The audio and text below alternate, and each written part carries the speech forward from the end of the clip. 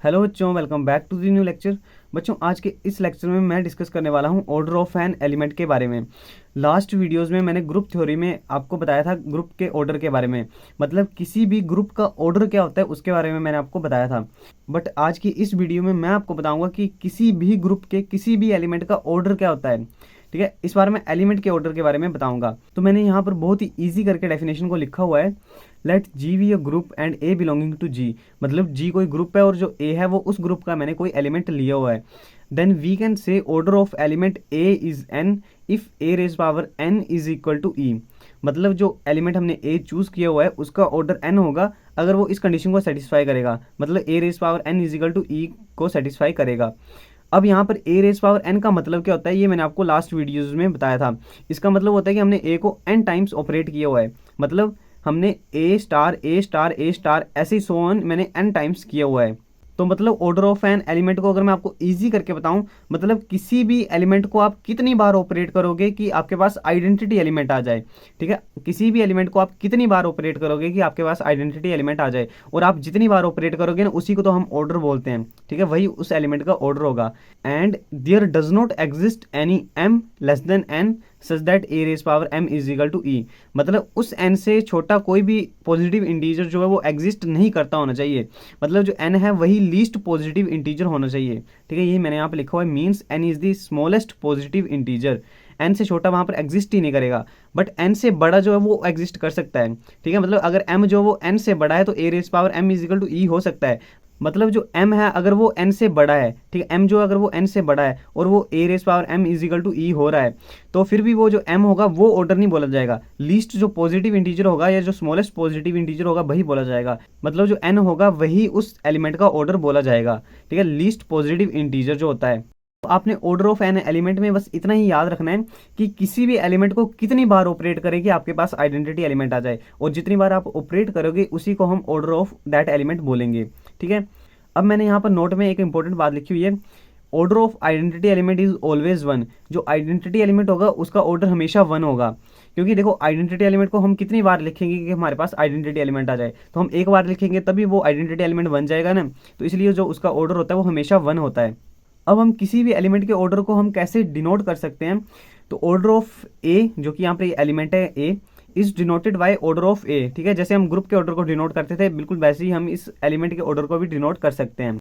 अब अगर मान लो कि आपके पास वहां पर कोई स्मॉलेस्ट पॉजिटिव इंटीजर जो n है वो एग्जिस्ट ही नहीं कर रहा है, if there does not exist a positive integer n such that a raise power n is equal to e, मतलब वहां पर कोई ऐसा पॉजिटिव इंटीजर n एग्जिस्ट ही नहीं कर रहा है कि जिसको ए रेज पावर n करने पर e आ जाए, then a is said to have infinite order. ठीक है, तो उस एलिमेंट जो a है उसका जो ऑर्डर होगा वो इनफाइनाइट होगा, या तो ऑर्डर डज नॉट एग्जिस्ट होगा या फिर उस एलिमेंट का जो ऑर्डर है वो जीरो होगा। The order of that element is zero. ठीक है, ये तो था ऑर्डर ऑफ एन एलिमेंट के बारे में। अब मैं आपको एग्जांपल के थ्रू बताता हूँ कि आप किसी भी ग्रुप के एलिमेंट्स का ऑर्डर आप कैसे चेक कर सकते हो। तो यहाँ पर मैंने एक ग्रुप कंसिडर किया हुआ है Z4 अंडर एडिशन मॉडुलो 4। ये मैंने आपको लास्ट जो एडिशन मॉडुलो और मल्टीप्लिकेशन मॉडुलो का जो लेक्चर अपलोड किया था उसमें मैंने आपको इसी ग्रुप का एग्जांपल आपको बताया था। तो Z4 में कौन कौन से एलिमेंट आते हैं इस ग्रुप में, 0 1 2 3 ये मैंने आपको बताया हुआ था। हम 4 से कम लेते हैं और एडिशन के टाइम हम 0 भी इसमें कंसिडर करते हैं। 0 1 2 3 ये 4 एलिमेंट जो होंगे वो इस ग्रुप में आएंगे। अब मैं इन चारों का जो ऑर्डर होगा उसके बारे में मैं आपको बताऊंगा। सबसे पहले इस ग्रुप का जो आइडेंटिटी एलिमेंट होता है वो क्या होता है, देखो एडिशन मॉडुलो है तो इसमें जो होगा वो आइडेंटिटी एलिमेंट वो जीरो होगा। ठीक है, ये मैंने आपको बताया था। तो यहाँ पर जो आइडेंटिटी एलिमेंट है इसका ऑर्डर तो हमेशा वन होगा, ये मैंने आपको बता दिया। तो मतलब जो ऑर्डर ऑफ जीरो होगा, order of zero is equal to one, क्योंकि आइडेंटिटी एलिमेंट जो वो जीरो है। अब नेक्स्ट एलिमेंट वन है, तो मैंने यहाँ पर order of one is equal to four लिखा हुआ है, मतलब जो वन का ऑर्डर है वो फोर है। देखो ये कैसे आया, मतलब हमने वन को कितनी बार ऑपरेट करना था कि हमारे पास आइडेंटिटी एलिमेंट आ जाए। अब देखो सबसे पहले यहाँ पर एडिशन मॉडुलो है ना, तो अब इसमें जो एडिशन मॉडुलो होता है उसमें हम करते क्या है, मैं जनरल लिख रहा हूँ यहाँ पर, मतलब एलिमेंट को मैं ए से कंसिडर कर रहा हूँ, तो मतलब मैं ए स्टार ए करता हूँ, या मतलब जितनी मर्जी बार कर सकता हूँ मैं, और डिवाइड बाय एन करूँगा। अब इस टाइम फोर है तो मैं डिवाइड बाय फोर ही करूँगा, और यहाँ पर जो मेरे पास रिमाइंडर आएगा वही मेरे पास आंसर होता है। Addition modulo and multiplication modulo के टाइम हम रिमाइंडर को देखते हैं। ठीक है, तो मैं यहाँ पर यही बोल रहा हूँ कि मैं यहाँ पर जो एलिमेंट है उसको कितनी बार ऑपरेट करूँ और डिवाइड बाय फोर करूँ कि मेरे पास जो रिमाइंडर है वो जीरो आ जाए। तो यहाँ पर रिमाइंडर जीरो कब होगा, जो फोर से वो फुली डिविजिबल होगा। तो मैं सबसे पहले फोर का यहाँ पर टेबल लिख देता हूँ, मतलब 4 8 12 16 20, 24, बस यहाँ तक लिखता हूँ मैं फिलहाल के लिए। अब इसका मतलब है कि मैं यहाँ पर जो एलिमेंट मैंने ए से कंसीडर किया हुआ है, यहाँ पर मैं एलिमेंट्स को कितनी बार ऑपरेट करूँगा कि मैं इनमें से कुछ ना कुछ जो एलिमेंट्स हैं इनमें से बना दूंगा, और जब मैं उनको 4 से डिवाइड करूँगा तो मेरे पास जो रिमाइंडर आएगा वो तो 0 आ जाएगा। तो आइडेंटिटी एलिमेंट की वैल्यू मतलब जो 0 है वो मेरे पास आ जाएगी। तो मैंने अभी यही देखना है कि मैं उनको कितनी बार ऑपरेट करूँगा। अब जैसे मैं 1 की बात कर रहा था तो ऑर्डर ऑफ 1 मेरे पास 4 आया था, तो मैं मतलब 1 को मैं कितनी बार ऑपरेट करूँ। अब देखो एडिशन मॉडल है, मतलब मैं 1 को कितनी बार प्लस करूँ कि मेरे पास इनमें से कुछ आ जाए।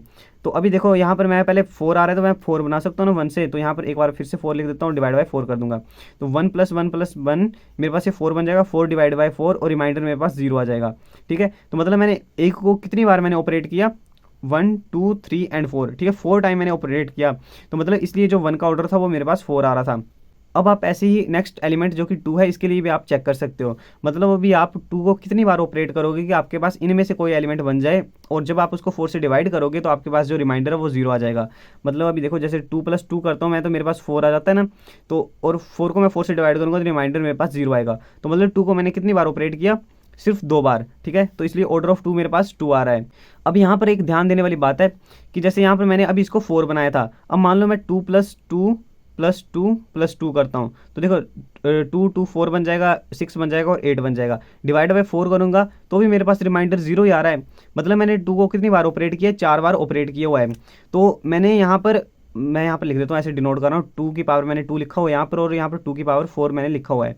ठीक है, तो मतलब मैंने यहाँ पर इसी को चूज़ क्यों किया और इसको मैंने चूज़ क्यों नहीं किया, क्योंकि जो ऑर्डर होगा वो ये 2 और 4 में से कोई होगा ना। तो मैंने बोला था लीस्ट पॉजिटिव इंटीजर, तो इन दोनों में से कम कौन सा है, 2 वाला जो है वो कम है, तो इसलिए मैंने ऑर्डर ऑफ 2 जो मैंने वो 2 ही लिखा हुआ है। और यहाँ पर मैं आपको एक इंपॉर्टेंट बात बता देता हूँ कि जो ऑर्डर 2 के जो एलिमेंट होते हैं ना वो सेल्फ इन्वर्स होते हैं। ठीक है, यहाँ पर मैंने लिखा नहीं हुआ है, आप इसको नोट करके लिख लेना अलग से, कि जिसका ऑर्डर किसी भी एलिमेंट का जो ऑर्डर है वो अगर 2 आ रहा है ना, तो वो जो एलिमेंट होगा वो सेल्फ इन्वर्स होगा।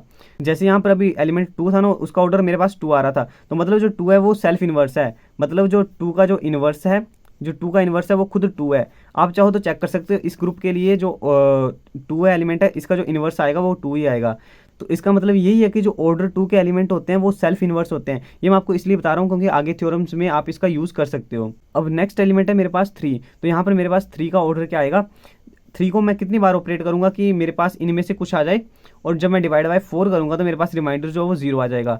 तो यहाँ पर मैं अगर 3 + 3 करता हूँ, 3 + 3 6 बन जाएगा, +3 9 बन जाएगा जो कि इनमें से नहीं आ रहा है, +3 करूँगा तो 12 आ जाएगा। ठीक है, 12 बन गया, तो इसको मैं डिवाइड बाय 4 करूँगा तो मेरे पास रिमाइंडर जो 0 आ जाएगा। तो मतलब मैंने 3 को कितनी बार ऑपरेट किया और मेरे पास जो 12 बन गया, ये 1, 2, 3 एंड 4, मतलब 4 टाइम मैंने इसको ऑपरेट किया हुआ है। तो यहाँ पर मेरे पास जो ऑर्डर ऑफ 3 है वो मेरे पास 4 आ रहा है। ठीक है, तो आप ऐसे ही किसी भी एलिमेंट का जो ऑर्डर है वो चेक कर सकते हो। सिंपल सा है कि मतलब आपने किसी भी एलिमेंट को कितनी बार ऑपरेट करना है कि आपके पास आइडेंटिटी एलिमेंट आ जाए, और आप जितनी बार ऑपरेट करोगे वही उस एलिमेंट का ऑर्डर होगा। अभी मैं एलिमेंट के ऑर्डर के ऊपर ही आपको एक सिंपल सी थ्योरम बताने वाला हूँ जो कि इंपॉर्टेंट भी है, और वो बहुत ज़्यादा सिंपल सी है। वो कुछ जैसे मैंने यहाँ पर आपको एग्जांपल बताया वो था ना, जैसे यहाँ पर 2 की जो पावर मैंने यहाँ पर 2 की हुई है, मतलब मैंने 2 को 2 टाइम्स ऑपरेट किया था तो भी मेरे पास 0 आ रहा था। 2 को मैंने 4 टाइम्स ऑपरेट किया तो भी मेरे पास 0 आ रहा था। वैसे तो यहाँ पर मेरे पास जो ऑर्डर है वो मेरे पास 2 ही आ रहा है, बट आप देखोगे कि मैंने अगर 2 को 4 टाइम ऑपरेट किया तो भी मेरे पास आइडेंटिटी एलिमेंट ही तो आ रहा है। तो मतलब एक तरह से ये भी इसका ऑर्डर ही होगा। वैसे मैं इसको ऑर्डर तो नहीं बोल सकता क्योंकि मैं लीस्ट वाले को ही ऑर्डर कंसिडर करूँगा, तो यहाँ पर ये ऑर्डर तो नहीं है, लेकिन फिर भी इसकी पावर करने पर, मतलब इसको 4 टाइम्स ऑपरेट करने पर मेरे पास आइडेंटिटी एलिमेंट आ रहा है। तो अब यहाँ पर थ्योरम क्या कहती है कि किसी भी एलिमेंट का जो रियल ऑर्डर होता है, जैसे यहाँ पर 2 एग्जिस्ट कर रहा था इसका ऑर्डर, और उसके अलावा कि आप जैसे यहाँ पर मैंने 4 टाइम्स ऑपरेट किया तो मेरे पास आइडेंटिटी एलिमेंट आ रहा था ना, तो उसके अलावा आपके पास कुछ ऐसे ही और एग्जिस्ट कर रहा है कि जिसको आप उतने टाइम ऑपरेट कर रहे हो और आपके पास आइडेंटिटी एलिमेंट आ रहा हो। तो थ्योरम के अकॉर्डिंग ये होता है कि जो रियल ऑर्डर होता है वो उस ऑर्डर को डिवाइड करता है। जैसे फॉर एग्जाम्पल मैं अगर इसको n मान लेता हूँ और अगर इसको m मान रहा हूँ, मतलब 2 की पावर n करने पर भी मेरे पास आइडेंटिटी एलिमेंट आ रहा है और 2 की पावर m करने पर भी मेरे पास आइडेंटिटी एलिमेंट आ रहा है। तो यहाँ पर जो छोटा वाला जो होगा जो कि रियल ऑर्डर होगा, जैसे कि यहाँ पर n है, तो जो n होगा वो n जो होगा वो m को डिवाइड करेगा। ठीक है, n जो होगा वो m को डिवाइड करेगा। तो यहाँ पर भी वही तो है कि जो 2 है वो 4 को डिवाइड कर रहा है, 2 2s are 4 होता है ना, तो बस थ्योरम भी यही कहती है। तो अभी मैं आपको थ्योरम की स्टेटमेंट और थ्योरम का प्रूफ बताने वाला हूँ। मेरे पास फर्स्ट थ्योरम है let G be a finite group and let A belonging to G be an element of order n, then A raised power m is equal to E if and only if n is a divisor of m। मतलब जो G है वो कोई finite group है और जो A है वो उस ग्रुप का मैंने कोई एलिमेंट लिया हुआ है और इसका ऑर्डर मेरे को पहले से बताया हुआ है कि इसका जो ऑर्डर है वो n है। ठीक है, अब बोल रहा है कि अगर a रेज पावर m करने पर भी आपके पास e आ रहा है। अब देखो ये जो m होगा वो क्या n से छोटा होगा या n से बड़ा होगा। देखो n जो है वो इस एलिमेंट का ऑर्डर है, ये हमको दिया हुआ है, तो मतलब ये है कि m तो इससे छोटा हो नहीं सकता क्योंकि यही लीस्ट पॉजिटिव इंटीजर होगा, तो मतलब जो m है वो इससे बड़ा ही होगा। तो अभी हमने बताना है कि a raise power m is equal to e होगा if and only if n is the divisor of m। मतलब ये तभी होल्ड करेगा जब n जो है वो m को डिवाइड करता होगा। तो यहाँ पर मैं इसका प्रूफ बताऊंगा। तो इस थ्योरम के प्रूफ को हम नेसेसरी एंड सफिशिएंट पार्ट्स में करेंगे। मतलब इस थ्योरम का जो प्रूफ होगा हम उसको पहले डायरेक्ट भी करेंगे, फिर हम उसका कन्वर्स भी प्रूफ करेंगे। तो इस थ्योरम के प्रूफ के लिए जो जो पहले हमको दिए हुए मैंने पहले वो लिखा हुआ है। गिवन जो ऑर्डर ऑफ जो जी है, मतलब जो ग्रुप का जो ऑर्डर है वो फाइनाइट है एंड ऑर्डर ऑफ ए मेरे पास एन दिया हुआ है, मतलब a raise power n is equal to e जो है वो मेरे पास दिया हुआ है। और अब मेरे को बोला जा रहा है कि then a raise power m is equal to e होगा इफ एंड ओनली इफ जो एन होगा वो डिवाइड करेगा एम को। अब आप लोग यहाँ पे कंफ्यूज मत हो जाना, यहाँ पर जो एन है वो डिवाइड कर रहा है एम को, एम जो है वो नहीं कर रहा है एन को डिवाइड। ठीक है, मतलब यहाँ पर मैंने डंडे को जो है तिरछा नहीं लगाया हुआ है, अगर तिरछा लगाया होता तो जो एम जो है वो एन को डिवाइड कर रहा होना था, बट यहाँ पर मैंने इस डंडे को सीधा लगाया हुआ है तो एन जो है वो एम को डिवाइड कर रहा है। तो इस थ्योरम के प्रूफ को करते हैं। मैं सबसे पहले नेसेसरी पार्ट को कर रहा हूँ, मतलब मैं कंसीडर कर रहा हूँ कि एन जो है वो एम को डिवाइड कर रहा है और मैंने प्रूफ करना है कि a raise power m is equal to e होगा। तो सबसे पहले मैंने कंसीडर कर लिया एन जो है वो एम को डिवाइड कर रहा है। अब अगर एन जो वो एम को डिवाइड कर रहा है तो m is equal to n क्यों, मैं इसको ऐसा लिख सकता हूँ ना। देखो क्यों, क्योंकि अभी मान लो कि जैसे मैं नंबर कंसीडर करता हूँ, जैसे 12 है और ये 2 से डिविजिबल होता है। ठीक है, 12 जो है वो 2 से डिविजिबल होता है, या यहाँ पर 4 ही कंसीडर कर लो। तो ये जो 12 है ये 4 से अगर डिविजिबल है तो मैं 12 को कैसे लिख सकता हूँ, 4 इंटू 3। ठीक है, मतलब अगर मैं इसको n मानता हूँ तो मैं इसको अगर m मान रहा हूँ तो m को मैं कैसे लिख सकता हूँ, n इंटू समथिंग मैं इसको ऐसे लिख सकता हूँ। क्योंकि ये जो 12 है ये 4 से डिविजिबल तभी होगा जब 12 के पास 4 का फैक्टर होगा। ठीक है, तभी ये डिविजिबल होगा ना, तो इसलिए मैं m को n इंटू समथिंग करके लिख सकता हूँ। और यहाँ पर ये जो मैंने लिखा हुआ n इंटू क्यू, यहाँ पर जो क्यू है ये पॉजिटिव इंटीजर्स को बिलोंग कर रहा है। ठीक है, m को मैंने n इंटू समथिंग ऐसा इसको लिखा हुआ है। तो अब अगर मैं a रेस पावर m करता हूँ, क्योंकि मैंने प्रूफ करना है कि जो a रेस पावर m है वो e है, तो अभी मैं अगर a रेस पावर m लिखता हूँ तो m की जगह मैं n क्यू लिख दूंगा यहाँ पे, a raise power n Q, और यहाँ पर मैं इसको a रेस पावर n और ब्रैकेट के बाहर क्यों लिख सकता हूँ। ये मैंने आपको जो एलिमेंट्री प्रॉपर्टीज ऑफ एलिमेंट बताई थी, मैंने आपको वहाँ पर ये बताया हुआ था कि हम इसको ऐसे लिख सकते हैं। अब a raise power n is equal to e ये हमारे पास दिया हुआ है। ये जो ऊपर वाली जो कंडीशंस है ये दोनों के लिए इक्विवेलेंट है, मतलब ये दोनों के लिए होल्ड करेंगी, ऐसा ये बताया हुआ है इन्होंने। तो इसलिए जो ए रेस पावर एन है ये तो ई के इक्वल है, तो यहाँ पर मैं डायरेक्ट इसको ई लिख सकता हूँ। तो यहाँ पर मेरे पास आ जाएगा ई की पावर क्यू, और ई की पावर क्यू का मतलब है कि मैंने इसको क्यू टाइम्स ई को ऑपरेट किया हुआ है। तो ई को मैं जितनी मर्जी बार ऑपरेट करूँ तो मेरे पास वापस आइडेंटिटी एलिमेंट ई ही आता ना, तो इसलिए मैं ई की पावर क्यू जो है वो यहाँ पर ई बन जाएगा। तो यानी कि ए रेस पावर एम की वैल्यू मेरे पास क्या आ गई, ई, ए रेस पावर एम की वैल्यू मेरे पास ई आ गई, और यही हमने प्रूफ करना था। अब मैं सुफिशिएंट पार्ट करता हूँ, मतलब मेरे पास a raise power m is equal to e दिया हुआ है और मैंने प्रूफ करना है कि जो एन है वो एम को डिवाइड कर रहा है। तो अब सुफिशिएंट पार्ट में मैंने कंसिडर किया हुआ है let a raise power m is equal to e, और हम लोगों ने प्रूफ करना है कि जो एन है वो एम को डिवाइड कर रहा है।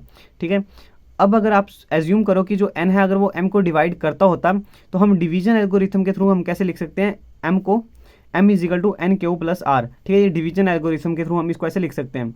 फॉर एग्जांपल अगर मैं आपको एग्जांपल के लिए बताऊं, जैसे यहाँ पर मैं 13 लेता हूँ और अगर मैं डिवाइड बाय 4 ले लेता हूँ, मतलब मैं 13 को अगर 4 से डिवाइड करूँगा तो मैं इसको क्या लिख सकता हूँ, 4 3s आर 12 और रिमाइंडर मेरे पास 1 बच जाएगा। ठीक है, तो अब मैं डिवीजन एल्गोरिथम के थ्रू क्या लिख सकता हूँ, अगर मैं इसको n कंसिडर करता हूँ और अगर इसको मैं m कंसिडर करता हूँ तो मैं m को क्या लिख सकता हूँ, तो मैं यहाँ पर m जो कि मेरे पास यहाँ पर 13 है, मैं 13 को कैसे लिख सकता हूँ, 4 इंटू 3 प्लस 1, मतलब 4 इंटू 3 प्लस 1 मैं इसको ऐसे लिख सकता हूँ।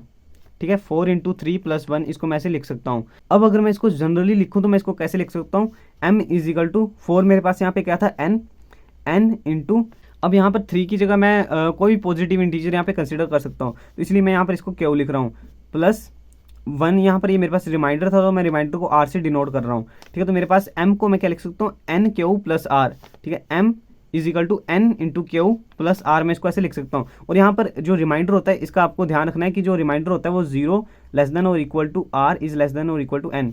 मतलब यहाँ पर जो रिमाइंडर होता है वो 0 के इक्वल या 0 से बड़ा हो सकता है, और जिस टर्म से हम डिवाइड करते हैं उससे हमेशा छोटा होता है। तो बस यही सेम चीज़ तो मैंने यहाँ पर प्रूफ में भी लिखी हुई है, मतलब m is equal to n q plus r. अब हमने यहाँ पर प्रूफ करना था कि जो n है वो m को डिवाइड कर रहा है। अब n जो है वो m को डिवाइड कब करेगा, जब जो रिमाइंडर है वो 0 होगा। फॉर एग्जांपल जैसे मैंने अभी आपको बताया था यहाँ पे, अब अगर मान लो कि यहाँ पर जो रिमाइंडर जो 1 आ रहा था अगर ये कम्प्लीटली 0 आ जाता, तो ये 0 कब आना था, जब यहाँ पे 12 होता। ठीक है, अगर यहाँ पे 12 होता तो मतलब यहाँ पर मेरे पास जो रिमाइंडर अगर 0 आ जाता तो हम इसको बोल सकते थे कि जो 12 है वो 4 से डिवाइड हो रहा है, मतलब 4 जो वो 12 को डिवाइड करता है, मैं इसको ऐसा बोल सकता था। तो मतलब मेरे पास जो रिमाइंडर है वो 0 आना चाहिए, तब हम कह सकते हैं कि कोई भी टर्म जो वो दूसरी टर्म को डिवाइड कर रही है। तो यहाँ पर मैं यही बोल रहा हूँ कि जो n है वो m को तभी डिवाइड करेगा ये जो रिमाइंडर की जो वैल्यू है अगर ये 0 आ जाती है। तो मतलब सिंपली हमने प्रूफ क्या करना है कि m is equal to n q होगा और r की वैल्यू जो वो 0 हो जाएगी। तो अभी मैं इसी को ही प्रूफ करने वाला हूँ। अब यहाँ पर मेरे पास दिया हुआ था कि a raise power m is equal to e है, तो यही मैंने यहाँ पर लिखा हुआ है, और यहाँ पर m की जगह मैं इसकी वैल्यू को पुट कर दूंगा। तो यहाँ पर मेरे पास बन जाएगा a raise power n q plus r, और इसको मैं कैसे लिख सकता हूँ अभी, a raise power n q a raise power r. यहाँ पर ये इंटू को नहीं कर रहा है डिनोट, यहाँ पर ये एक्चुअल में स्टार को डिनोट कर रहा है। ठीक है, मैंने आपको जो एलिमेंट्री प्रॉपर्टीज ऑफ एलिमेंट मैंने आपको बताया था ना, उसमें मैंने आपको ये बताया था। तो यहाँ पर ये इसको मैं अलग अलग करके लिख सकता हूँ, और यहाँ पर ए रेस पावर एन की पावर क्यू इसको ऐसे भी लिख सकता हूँ, और यहाँ पर ए रेस पावर आर ऐसे कैसे रहेगा, और यहाँ पर ये बन जाएगा ई की पावर क्यू, और ई की पावर क्यू फिर से ई ही बन जाएगा। और ई को मैं अगर किसी भी एलिमेंट के साथ मल्टीप्लाई करता हूँ तो मेरे पास वापस वही एलिमेंट आता है। ये मैंने सब कुछ आपको लास्ट लेक्चर्स में बताया हुआ है। तो यहाँ पर मेरे पास आ जाएगा ए रेस पावर आर। तो ये अभी मैंने ए रेस पावर एम की वैल्यू निकाली थी, और मेरे पास ये ए रेस पावर आर के इक्वल आ रही है। तो अभी मतलब इसका ये है कि a raise power r is equal to e है। ठीक है, a raise power r is equal to e है, वियर आर जो है वो 0 के इक्वल है, 0 से बड़ा होगा और एन से छोटा होगा।